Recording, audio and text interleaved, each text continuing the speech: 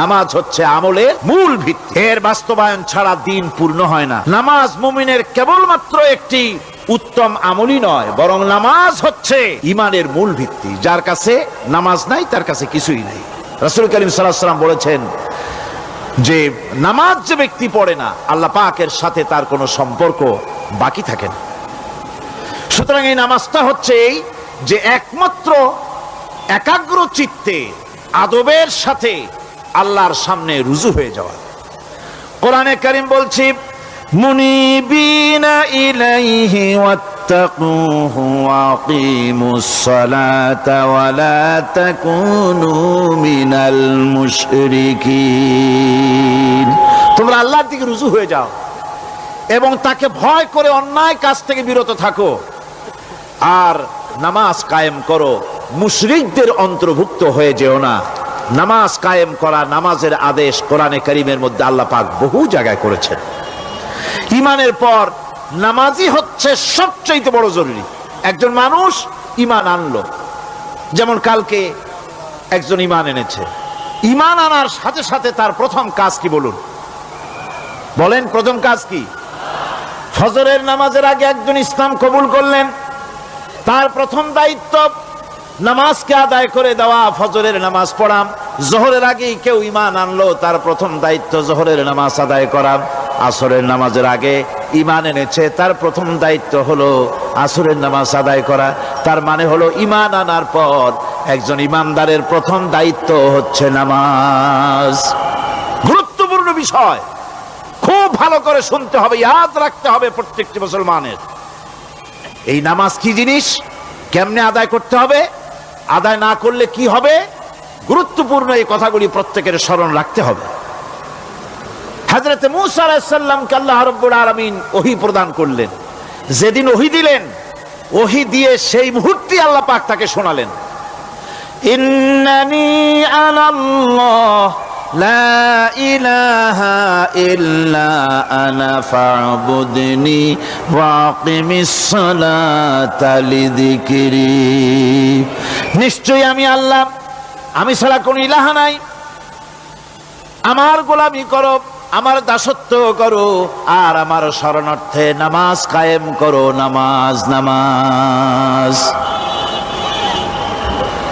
নামাজ কায়েম করতে হবে, এটাই হচ্ছে ঈমানের সবচেয়ে বড় দাবি। অন্যত্র আল্লাহ পাক বলছেন কুল ইন্না হুদাল্লাহি হুয়াল হুদা ওয়া উমিরনা লিনুসলিমা লিরাব্বিল আলামিন। হে নবী বলুন, প্রকৃতপক্ষে আল্লাহর হেদায়েত হচ্ছে সঠিক হেদায়েত। সত্যিকারের হেদায়েত কার হেদায়েত? আল্লাহ পাকের হেদায়েত। এবং তার পক্ষ থেকে নির্দেশ করা হয়েছে যে সারা জাহানের মালিকের সামনে মাথা নত করে দাও। মাথা নত করবেন কার কাছে? আল্লাহ পাকের কাছে। ওয়া আনাকিমুস সালাতা ওয়াত্তাকুহু ওয়া হুয়াল্লাযী ইলাইহি তুহশারুন। আর নামাজ প্রতিষ্ঠা করো, আল্লাহ রাব্বুল আলামিনের ভয়তে সমস্ত অপরাধমূলক কাজ থেকে, অসামাজিক কার্যকলাপ থেকে বিরত থাকেও। আর একদিন মনে রেখো, তোমাদের সকলকেই আল্লাহ রাব্বুল আলামিনের দরবারে উপস্থিত হতে হবে। নামাজ ঈমান থাকা না থাকার প্রমাণ। ঈমান আছে কি ঈমান নাই, এর প্রমাণ কি? নামাজ। আল্লাহ পাক বলছেন ফালা সাদ্দাকা ওয়ালা সাল্লা ওয়ালাকিন কাযযাবা ওয়া তাওয়াল্লা। কিন্তু না সে সত্য মেনে নিল, আর না সে সালাত আদায় করলো, বরং সত্যকে মিথ্যা মনে করে ফিরে গেল। নামাজটাই হচ্ছে একজন মানুষের সে মুমিন না কাফের তা প্রমাণ করার জন্য, এটাই হচ্ছে মূল কথা। কিয়ামতের দিন মানুষ যে জাহান্নামে যাবে, জাহান্নামের জন্য, জাহান্নামে যে সব কারণে যাবে তার মধ্যে বড় কারণ কালকে বলেছিলাম, দেখি মনে আছে নাকি? বড় কারণ কয়টা? কয়টা? আলহামদুলিল্লাহ মনে আছে। আল্লাহ রাব্বুল আলামিন বলেন ইয়াতাসাআলুনা আনিল মুজরিমিন। কিয়ামতের দিন অপরাধীদেরকে জিজ্ঞেস করা হবে মা সালাকাকুম ফি সাকার, জাহান্নামে কেন আসছো? জবাবে তারা বলবে ক্বালু লাম নাকু মিনাল মুসাল্লিন ওয়া লাম নাকু নুতঈমুল মিসকিন, নামাজ পড়ি নাই আর এতিম মিসকিনদের খেতে দেই নাই, এই কারণেই জাহান্নামে এসেছি। কল নাউযুবিল্লাহ। নামাজ যারা পড়বে না জাহান্নামে যেতে হবে। কোথায় যেতে হবে? কেউ কেউ মনে করতে পারবেন নামাজের ওয়াজ তো বহু শুনছি, এর চাইতে গুরুত্বপূর্ণ জিনিস আর নাই। নামাজের চাইতে গুরুত্বপূর্ণ ইবাদত আল্লাহর সৃষ্টি করেন নাই। মুসলমানের জন্য সর্বশ্রেষ্ঠ ইবাদত কি? চিল্লা এখন জোরে বলেন কি? এই নামাজ আকসার মানুষের নামাজ হয় না। যারা আমরা নামাজ পড়ি, বহু লোকের নামাজ পড়ে ঠিক, কিন্তু নামাজ আদায় হয় না। আমি সে কথা বলবো সামনের দিকে, প্রাণ খুলে শুনবেন, কাজে লাগবে ইনশাআল্লাহ। কোন ইনশাআল্লাহ? আকীদাগত দিক থেকে ঈমান হলো তাওহীদের স্বীকৃতি, আর আমলের দিক থেকে নামাজ হচ্ছে তাওহীদের বহিঃপ্রকাশ। আপনি মুসলমান তা প্রমাণ হবে নামাজ দিয়ে। নামাজহীন ঈমানের দাবি মূল্যহীন। যার নামাজ নাই তার ঈমানের দাবি করার কোনো মূল্যই নেই। অনেক এরকম কথা বলে, হুজুর আমি মানুষটা নিতান্ত খারাপ না, যাই মনে করেন, গ্রামে রাস্তা বানাইছি, ব্রিজ করে দিয়েছি, কালভার্ট করেছি, এতিম মিসকিনদের তাও মাঝে মধ্যে খাবার দেই। নামাজ হচ্ছে ইসলামের গণ্ডির মধ্যে প্রবেশের প্রমাণ। কোরআনে কারীম বলছে ফাইন তাবু ওয়া আকামুস সালাতা ওয়া আতাউজ যাকাতা ফাইখওয়ানুকুম ফিদ্দীন, সূরা তাওবা এসেছে। তারা যদি তওবা করে আর নামাজ কায়েম করে, যাকাত যদি আদায় করে, তাহলে এখন তোমাদের সে দ্বীনি ভাই, এখন ভাই হয়ে গেল। একটু আগে ছিল কাফের মুশরিক, এখন তোমার দ্বীনি ভাই। দ্বীনের গণ্ডির মধ্যে প্রবেশ করা, কলেমা পড়ার সাথে সাথেই নামাজ। নামাজ হচ্ছে দ্বীনের প্রধান গেট, দ্বীনের প্রধান তোরণ। দ্বীনের মধ্যে প্রবেশ করার জন্য এই গেট দিয়ে প্রবেশ করতে হবে। সুতরাং এই নামাজের এতই গুরুত্ব দেওয়া হয়েছে। ইসলাম যদি ক্ষমতায় আসে, আল্লাহ যেন এনে দেন, জোরে কোন আমিন। ইসলাম যদি ক্ষমতায় এসে যায়, রব্বুল আলামিন তাফসীরের মাহফিল, কোরআন সামনে নিয়ে আশা করে তোমার দরবারে দোয়া করি, এই বিশাল জনসমুদ্রের দোয়া কবুল করো মাবুদ গো, এই বাংলাদেশকে ইসলামের দেশ বানাইয়া দাও। দেশটা যদি ইসলামের হয়ে যায়, আইন যদি আল্লাহর হয়, শাসন যদি সৎ লোকেরা করে, রব্বুল আলামিন কোরআন শরীফে বলেন, তাহলে তারা 4টা কাজ করবে। আল্লাযীনা ইম্মাক্কান্নাহুম ফিল আরদ আকামুস সালাতা ওয়া আতাউজ যাকাত ওয়া আমারু বিল মা'রুফি ওয়া নাহাউ আনিল মুনকার। মুমিনেরা ক্ষমতায় এসে প্রথম যে কাজটা করবে, প্রথমে ক্ষমতায় এসেই নামাজ বাধ্যতামূলক করবে। প্রথম কি? ওয়াজ নসিহতে অনুরোধ করা হবে না, বাবাজিরা আল্লাহর রাস্তায় নামাজটা পড়ে না। রেডিও এবং টেলিভিশনের মাধ্যমে রাষ্ট্রপ্রধান অর্ডার করে দিবেন, আজ থেকে বাংলাদেশের 12 কোটি তাওহীদি জনতা, নারী পুরুষ যারা আকেল বালিগ, সকলের জন্য নামাজ বাধ্যতামূলক, নামাজ পড়তেই হবে।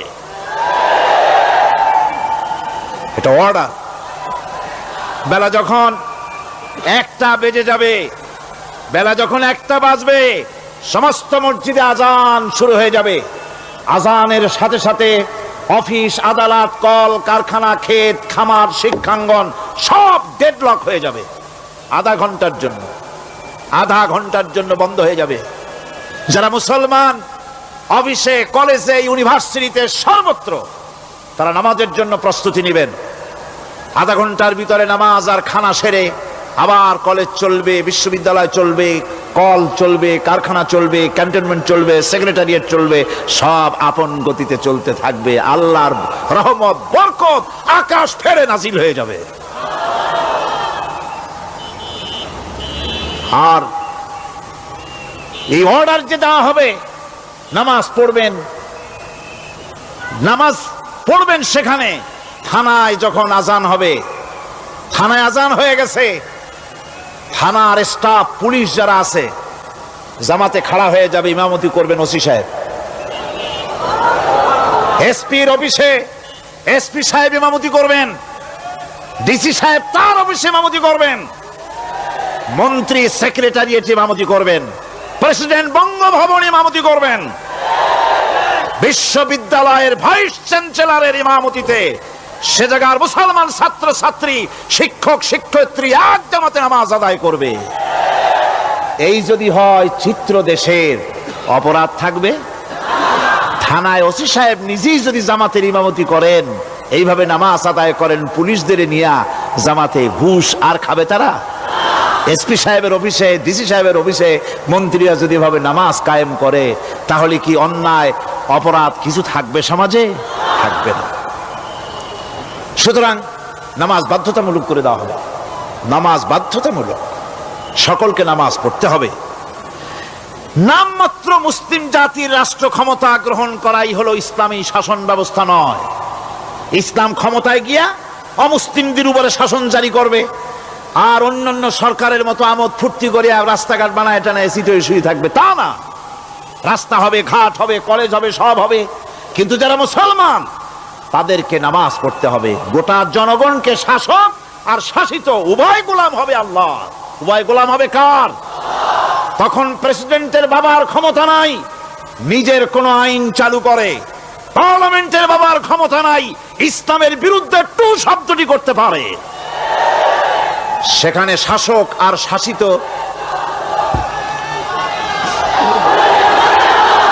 শাসক আর শাসিত হয়ে যাবে একজন এক হুকুমদাতার গোলাম।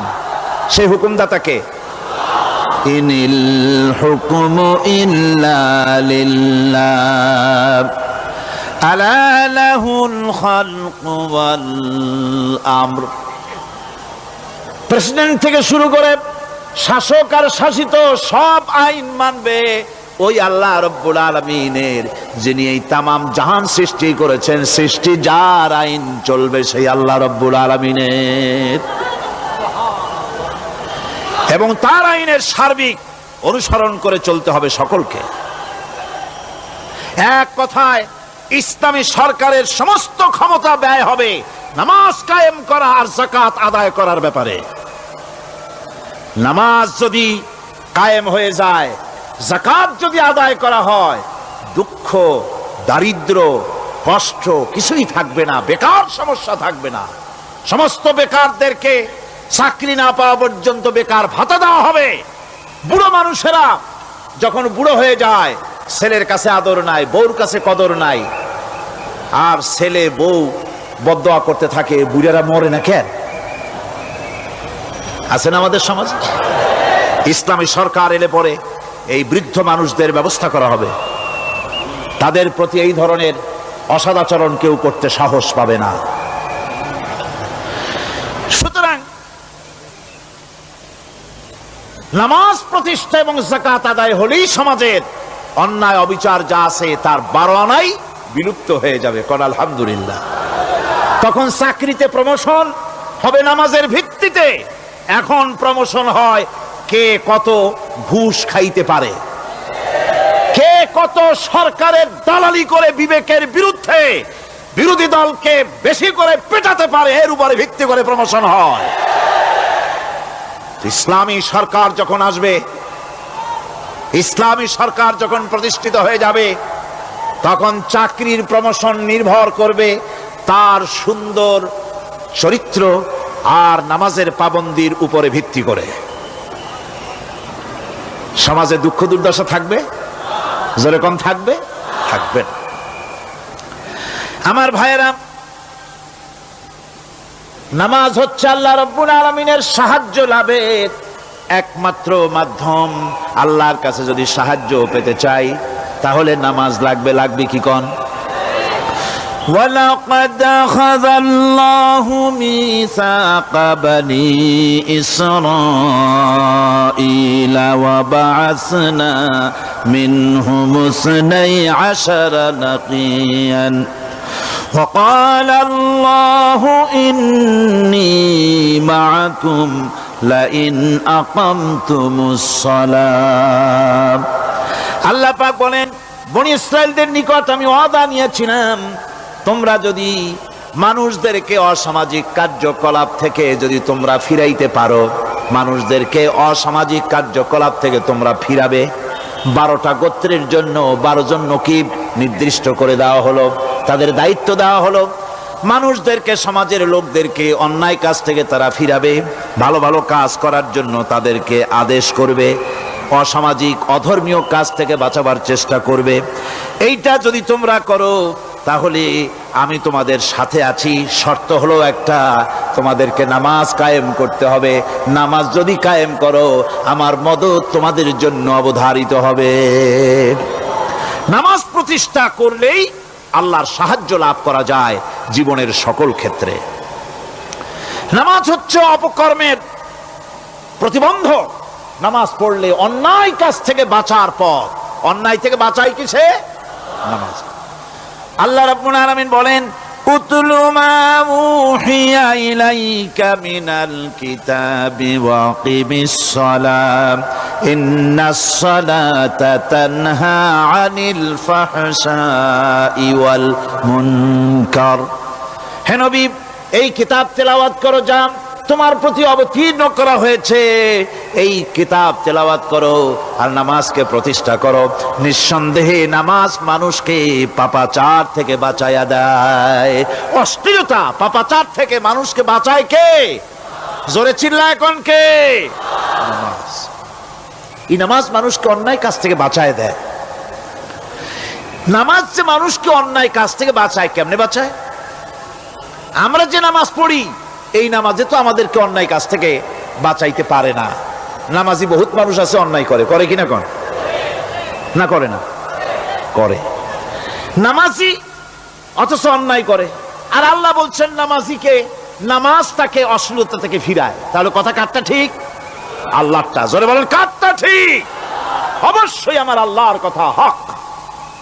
আমি ভুল করতেছি, আমি যেন কোথাও ভুল করতেছি, সামথিং ইজ রং, কোথাও যেন আমরা ভুল করে বসতেছি, সেই ভুলটা কি আমরা আবিষ্কার করতে চেষ্টা করবো ইনশাআল্লাহ। প্রথম যে কথাটা সেটা হচ্ছে যে আমরা যা নামাজে পড়ি আমরা তা বুঝি না। কথা ঠিক কিনা? আমি যদি এখন প্রশ্ন করি সামি আল্লাহু লিমান হামিদা অর্থ কি কোন, ফার্স্ট ডিভিশনে কয়েকটা লেটার নিয়ে ফেল করবেন এরকম লোক আছেন না নাই? সুবহান রাব্বিয়াল আলা অর্থ কি জানি না, সুবহান রাব্বিয়াল আযীমের অর্থ কি জানি না, দোয়া কুনুত অর্থ কি জানি না, তাশাহুদ অর্থ কি জানি না, সূরা ফাতিহার অর্থ কি জানি না। এমন কি উজুর মধ্যে কয়টা ফরজ তা অনেকের জানা নাই। কথা কি বেশি বললাম না ঠিক বলছি? একজনের জিজ্ঞেস করলো, মিয়া উজুতে কয় ফরজ? কয় হুজুর কি মনে করেন এটা বুঝি জানি না, এটা তো সাধারণ ব্যাপার, বলেন না কয় ফরজ? কয় উজুতে তো 17 ফরজ। কি কি? কয় হাত ধোয়া, পাও ধোয়া, মুখ ধোয়া, নাক ধোয়া, চোখ ধোয়া, জিহ্বা ধোয়া, মাথা ধোয়া। বলতে বলতে গুনে দেখা গেল প্রায় 19টার মতো বলছে। বলা হলো, মিয়া বললেন আপনি উজুতে ফরজ 17টা, কইলেন আপনি 19টা। কয় হুজুর জানি আরো, বলি না আপনাদের ভয়তে। উজু জানে না, নামাজ জানে না, তাকে এই নামাজ কেমনে ফিরাবে অন্যায় কাজ থেকে? কথা বুঝতে পেরেছেন? নামাজে কি পড়ি? নামাজে দাঁড়ায় গেলাম, আল্লাহু আকবার অর্থ কি? চিল্লায় কন্যা আল্লাহু আকবার। এরকম না, মুসলমানের মতো গলা ছেড়ে দিয়ে চিৎকার দিয়ে বলেন আল্লাহু আকবার। এই আল্লাহু আকবার, আল্লাহ সর্বশ্রেষ্ঠ, তার চাইতে বড় আর কেউ নাই। এই কথা দিনরাত 24 ঘন্টার ভিতরে শত শতবার বলি, একবার দুইবার না, শত শতবার বলি আল্লাহ সর্বশ্রেষ্ঠ। এই কথা বলার পরেও মনের মধ্যে অন্য কেউ বড় হয়, আল্লাহর বড়ত্ব যেভাবে মুখ দিয়া বলি ওইভাবে কার্যত পালন করি না। নামাজে আল্লাহু আকবার বললাম, এরপরে সানা পড়লাম, তারপরে সূরা ফাতিহা পড়লাম। সূরা ফাতিহার ভিতরে যে সমস্ত কথাগুলি বললাম সেই কথাগুলি বুঝি না, কি বলেছি তাও জানি না। এরপরে সুবহান রাব্বিয়াল আলা বলেছি, সুবহান রাব্বিয়াল আযীম বলেছি, সামি আল্লাহু লিমান হামিদা বলেছি, অর্থ কি জানি না। আল্লাহ তা শুনতে পান, যে ব্যক্তি আল্লাহর প্রশংসা করেন তিনি তা শুনতে পান। নামাজের মধ্যে আইডিয়া দেওয়া হচ্ছে, তুমি যে আল্লাহর জন্য নামাজ পড়তেছো, প্রশংসা করতেছো, এটা এমন নয় যে আল্লাহ পাক দেখছেন না বা শুনতেছেন না। তুমি যা বলতেছো, প্রশংসা করতেছো, আল্লাহ পাক তা শুনতে পাচ্ছেন। সামি আল্লাহু লিমান হামিদা, সুবহান রাব্বিয়াল আলা। আমি মহান সর্বশ্রেষ্ঠ আল্লাহ রাব্বুল আলামিনের পবিত্রতা ঘোষণা করছি, আমি তার প্রশংসা করছি। সূরা ফাতিহার কি আমরা বলি আপনারা ব্যাখ্যা দেখে বুঝে নিয়েন, সেগুলি আমি এখানে বলে বাকি কথা সব শেষ করতে পারবো না। এরপরে আমরা নামাজের মধ্যে দোয়া কুনুত পড়ি। সেই দোয়া কুনুতে যে কি ওয়াদাটা করি, অন্তত আমার তো মনে হয় সাধারণ মানুষের মধ্যে 99.9 লোকেরা জানে না দোয়া কুনুতে কি পড়ে, অর্থ বোঝে না। দোয়া কুনুতের মধ্যে বলা হচ্ছে, আল্লাহুম্মা ইন্না নাস্তাঈনুকা, হে আল্লাহ আমি তোমার কাছে সাহায্য চাই। কার কাছে সাহায্য চাই? আল্লাহর কাছে সাহায্য চাই। নামাজের ভিতরে বলতেছেন, এই কথা যদি অর্থ আপনি জানতেন যে তোমার কাছে সকল ব্যাপারে সাহায্য চাই তোমার কাছে, এই কথাটা যদি মনে প্রাণে বুঝতেন, তাহলে দুনিয়ায় কোনো মাজারে গিয়া মরা জিন্দা মানুষের কাছে গিয়া নিজের ছেলে মেয়ে চাইতেন না, চাকরির উন্নতি চেতেন না। আপনি নামাজের ভিতরে বলতেছেন আপনার কাছে, আয় আল্লাহ আপনার কাছে সর্বপ্রকারের সাহায্য আপনার কাছে চাই। নামাজের ভিতরে কিসের মধ্যে বলতেছেন? বিশ্বাস যদি করতেন, যদি বুঝতেন, তাহলে যত বড় পীর আসুক দেশ থেকে আর বিদেশ থেকে, সন্তান চাওয়ার জন্য পাগল হয়ে পায়ের উপরে পড়ে থাকতেন না, আল্লাহর কাছেই চাইতেন। কার কাছে চাইতেন? এরপরে বলতেছেন, ওয়ানাস্তাগফিরুকা, তোমার কাছে ক্ষমা চাই, গুনাহ করেছি, অনেক গুনাহ করেছি, তোমার কাছে ক্ষমা চাই, কারণ সাহায্য করতে পারো তুমি, গুনাহও মাফ করতে পারো তুমি। গুনাহ মাফ করার ক্ষমতা কি আছে পৃথিবীর কারো? আকাশে জমিনে আল্লাহ ছাড়া মানুষের গুনাহ কেউ মাফ করতে পারে? এরপরে বলতেছি, ওয়ানুমিনু বিকা, আয় আল্লাহ আমি তোমার উপর ঈমান এনেছি, পরিপূর্ণভাবে তোমার উপরে ঈমান এনেছি। ওয়ানাতাওয়াক্কালু আলাইক, আর তোমার উপরেই কেবলমাত্র ভরসা করেছি। ঈমান এনেছি তোমার উপরে, ভরসা করছিও তোমার উপরে। এই কথাগুলি যদি আমরা বুঝতাম, তাহলে আত্মাটা বড় হয়ে যেত, মাথাটা আল্লাহ ছাড়া কারো সামনে নত হতো না। ঠিক না বেটি? আল্লাহ ছাড়া কারো সামনে মাথা নত হতো না। আল্লাহর উপরই ভরসা, তোমার উপর ভরসা করছি, তোমার উপর ঈমান এনেছি। এরপরে বলছি, ওয়ানুসনি আলাইকাল খায়র, সর্বপ্রকার কল্যাণের সাথে তোমার প্রশংসা করতেছি। ওয়ানাশকুরুকা, আর তোমার কৃতজ্ঞতা স্বীকার করছি, আমি তোমার শুকর আদায় করি, সর্ব ব্যাপারে তোমার শুকর আদায় করি। আর কি করি? ওয়ালা নাকফুরুকা, আমি কুফরি করি না, অকৃতজ্ঞ নই, আমি তোমার কৃতজ্ঞ বান্দা, আমি অকৃতজ্ঞ নই। একথা আপনি নামাজের মধ্যে বলেন, কিন্তু কৃতজ্ঞতা স্বীকার করেন না। আল্লাহ যে ছেলে দিয়েছে শুকর আদায় করেন না, আল্লাহ যে সুন্দরী বউ বা ভালো বউ দিয়েছেন শুকর আদায় করেন না, আল্লাহ সন্তান দিয়েছে শুকর আদায় করে না, আল্লাহ রাব্বুল আলামিন চাকরি দিয়েছেন, বাড়ি দিয়েছেন, জায়গা দিয়েছেন, জমিন দিয়েছেন, যৌবন দিয়েছেন, স্বাস্থ্য দিয়েছেন, শুকর আদায় করে না। আল্লাহ পাক বলেন, বান্দারে যে অবস্থায় থাকো শুকর আদায় করো। লা ইন শাকারতুম লাযীদান্নাকুম ওয়া লা ইন কাফারতুম ইন্না আযাবী লাশাদীদ। আমার নিয়ামতের শুকর যদি আদায় করো আমি বেশি করে বাড়ায় দেব, আর যদি শুকর আদায় না করো তাহলে মস্ত বড় শাস্তি রেখে দিয়েছি। সব ব্যাপারে শুকর আদায় করো, আমার নিয়ামতের শুকর আদায় করো। চোখ দিয়া দেখতে পাও, কও আলহামদুলিল্লাহ। মুখ দিয়া কথা বলতে পারো, কও আলহামদুলিল্লাহ। যা খাও মজা লাগে বলো আলহামদুলিল্লাহ, কাজ করতে পারো বলো আলহামদুলিল্লাহ।